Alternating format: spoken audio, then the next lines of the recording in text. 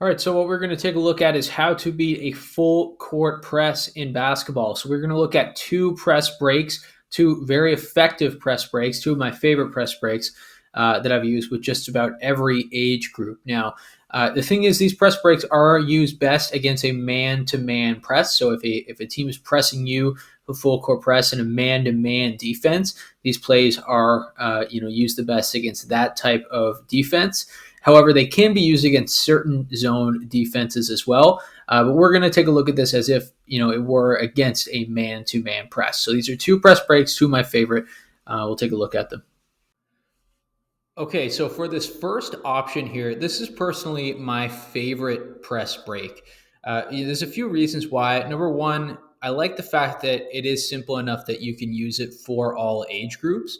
So this is something that you could use with your beginner teams who are first learning a man-to-man press break, how to beat a press. They're just getting their first experience with that. Or you could use this with your high school teams, your older AAU teams. There's just multiple options within this press break. And that's what I like about it. It's pretty diverse, but it's also complicated enough that it, results in a few easy baskets for your team potentially, or just gets the ball in play. So let's take a look at it. So for this one, we are going to start in a line. We're going to bring all of our players down the floor near the inbounder. So the reason I like doing this, especially with a man-to-man press, is because, and again, this will work a lot better with a man-to-man press. You'll see why in a minute. But the reason I love bringing all four of my players down toward the inbounder when I'm dealing with a man-to-man press is because it brings down those defenders as well, right? It gets the defenders away from the basket that we're trying to score on and brings them all down to the back court. So then as soon as one of our players beats this press, you basically have no defense remaining. You have no more help that can come in to stop you. You basically have a wide open lane to the basket. So for me, a lot of my press breaks that I use when I'm trying to beat a man-to-man press involves bringing everybody into the backcourt. Now, for the longest time, as a coach, I was always against that. But, from running plays like this, I realized there are a lot of opportunities here to get a fast break, wide open layup once one of your players, gets past the defender, because there's going to be, like I said, no help there to stop them.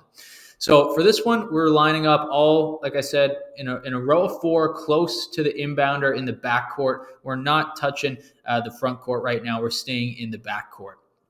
Okay, so the first thing that we're going to do here is we're going to look to get the ball in here to number one. That's going to be our first option. Now, what number one's going to do? Number one's not actually going to try to get the ball, close to the ball and maybe play a standard point guard role. What number one in this situation is going to do is actually try to get a wide open layup. So we're going to have number one cut into about right here. But as that's happening, number two is going to move in here as well. And they're going to be ready to set a screen for number one, as number one has a quick change of direction. Number two is setting that screen right here as number one does that, right? Number two is setting that screen for them after that change of direction. And number one is going to look to cut all the way down to the basket, right? And then typically with this press break, we want somebody with the powerful arm or the ability to throw long range passes to inbound the ball, because this is going to be our first option right here, is getting the ball into number one then for a wide open layup. Now, chances are you might only be able to get this option a few times. Teams will catch on to that pretty quickly and take that option away after you score maybe 2 or 4 points from that. But again, that's 2 or 4 points on the board that your team might not have had before. In a game where you could win a game by 2 or 4 points, that means a lot.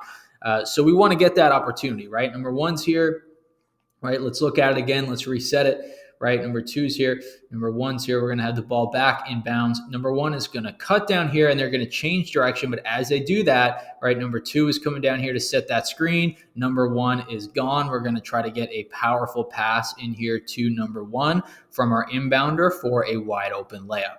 Now, the question is, what happens then if we can't get the ball into number one? Well, there are 3 more options on the floor back here in the backcourt that, we can kind of run pretty quickly. So that's exactly what we're going to do. And as that is happening with number one and number two, simultaneously at the same time, Number 3 is going to go set a screen here for number 4. Now, how you want number 4 to come off that screen, if you want it to be set up here or down here, that's kind of up to you as a coach what you want to do. I typically have them come set the screen this way. So number 4 would cut down here toward the ball. Okay, after number 3 sets that screen, they're going to take off because we want now a little bit more space in the backcourt. So you have to imagine number 1 is going to be about right here. Number 3 is going to be about right here, right? And we still have 2 players here in the backcourt. For number 2, after they set that screen for number 1, they're immediately going to change direction and look for number 4. So they're going to go set another screen for number 4 as number 4 is running. So number 4 is getting hit with 2 screens. So number 4 then is going to look for the basketball, and then number 2 is going to roll to the basketball as well. So you have 2 potential options here for number 4 or number 2. Whoever gets that ball in this situation, number 4, you can then try to bring it up the side, bring it up the middle, whichever you prefer. You could have number 5 cut down the middle. Again, that's totally up to you. But, in this situation of a man-to-man, it's going to be pretty easy for, our players to beat that at this point because, again, all these players are back here now. So if any of their defenders come up to help, right, that's an easy lob pass over there to number 1 or number 3. So typically that wouldn't happen if it is a smart defending team. So they are going to bring, their defense pretty close to the player that they're guarding. And, for that reason, at this point, it's going to be pretty easy to get the ball up the floor in a man-to-man press situation. But again, the main options with this one, we want to try to look for that long pass here with number 1. If we can't get it, though, we have some options then to get the ball in here to number 4 or number 2 off of that roll. So this press break, this man-to-man press breaks gives us a few different options here, which is why I typically like to use this one the most. Okay, so the next play that we're looking at here is a 1-2-2. So as we can see, we have players set up 1 right here, our inbounder, right? 2 right here. We have 2 players looking for the ball close to the basket in the backcourt, and then 2 players at half. So we're setting up in a 1-2-2. Now, again, we want to initially get the basketball into one of these 2 players that are closest to the inbounder. So how you want to do that, again, that's up to you. I personally love just having the players split. Some people like doing a little banana cut where we have a little cut this way to look for the basketball from the first person here in line. Then number 4 runs to the basketball. Either way, it doesn't really matter. Same as the last one. What we want to do here is just get the ball inbounds to one of these 2 players. So say we have them split, okay? We're going to get the ball into one of them. Say, again, it's the one on this side. What we're going to have then is the opposite side of the floor, the opposite player at half. They're going to sprint down to about the 3-point line and look for the basketball. So in this situation, it's number 3. So number 3 is going to sprint to about right here and look for the basketball. So they're going to get the ball back from number 2. The opposite side, the opposite player right here is then going to cut toward the middle and look for the basketball from number 3. They're going to receive the ball, and then we should have a fast break down the floor between these 2 players, right? So you should have a 2-on-1 here potentially, or at least a 2-on-2. And we're going to get a wide open lane to the basket. If it's not 100% there for a layup, then you can just dribble outside the 3-point line and reset into your offense. That's fine as well, but you are going to get something here. So let's reset that again, maybe go to the opposite side this time. The numbers are not the same. That's not the end of the world, right? We don't really care about that too much. We just want to get the ball inbounds. You're going to put your players in each position that, are strong enough to be there. So let's say these guys split. We'll get the ball into the left side this time, right? In this situation, we're going to have this side of the floor come down and sprint and look for the basketball. We're going to get then the basketball right here. So then this player is going to sprint on that cut. We're going to feed the basketball into number 2, and then we have a 2-man running down the floor right here between number 4 and number 2 right here with the basketball for a little fast break. Again, if you want to use that for a wide open layup, that's fine. The wide open layup is not there, or it's a 2-on-2 and they're clogging up the paint pretty well. Dribble it outside the 3-point line, reset into your offense. So this is very similar to the last play, except we're lining up a little bit differently. This one is in a 1-2-2 instead of a 1-2-1-1.